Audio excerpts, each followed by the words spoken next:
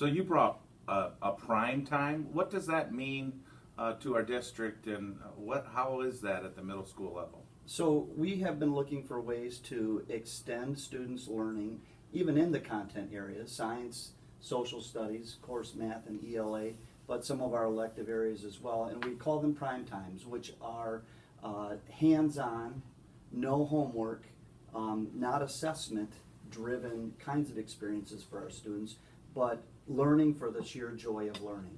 So things like art expressions that we had previously, and now will be replaced with our 7th and 8th grade art class taught by a new position. Global studies, psychology, our yearbook offering. We have some PE team games, which is an extension of our phys ed area. There's some of our Project Lead the Way STEM classes that are offered during our prime time things, leadership class for our 6th graders. There's all sorts of things going on, and to go into those classrooms and see the engagement is really a point of pride in our building. Now, you also lead our school district with the culture committee, and through that we're really working on these lead skills, or the Eagles.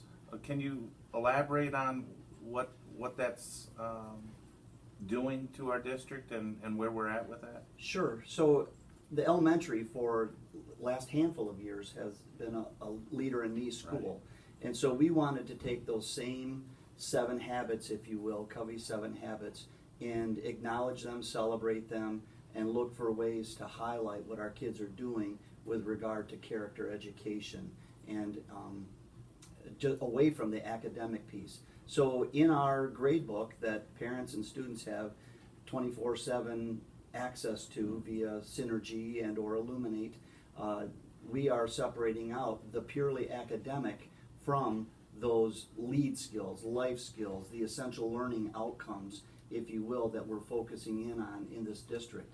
And you get a clear picture as a student and as a parent, the skills, standards, if you will, for each of the content areas, especially. And then you mentioned as a district committee, taking a look at our strategic plan and wanting to celebrate that we grow Eagles, that's an acronym, for those essential learning outcomes.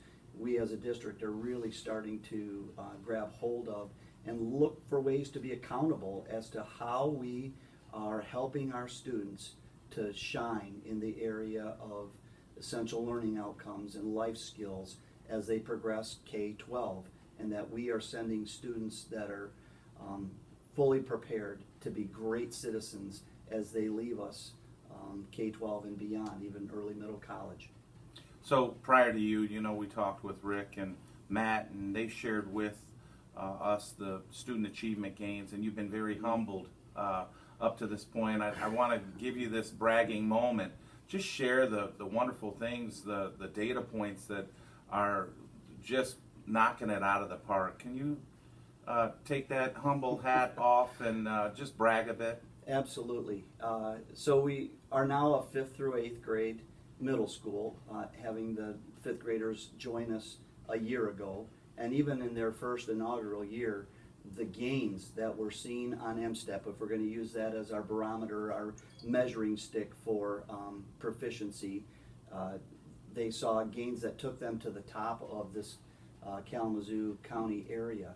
And I don't know if you remember the phone call when I told you, hey, be prepared for the state to raise their eyebrows, because I don't think I have ever seen in 35 years as an educator those kinds of gains made in ELA and math especially.